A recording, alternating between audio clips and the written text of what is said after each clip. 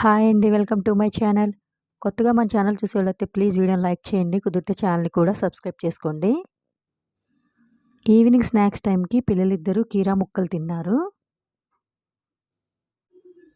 కీరా తినడం వలన చర్మానికి సి విటమిన్ లభిస్తుంది. ఇంకా వెయిట్ లాస్ అవుతారు. కీరా ముక్కల్ని కళ్ళ మీద పెట్టుకోవడం వలన కళ్ళకున్న నల్లటి వలయాలను తగ్గిస్తుంది. అలాగే శరీర వేడిని కూడా తగ్గిస్తుంది.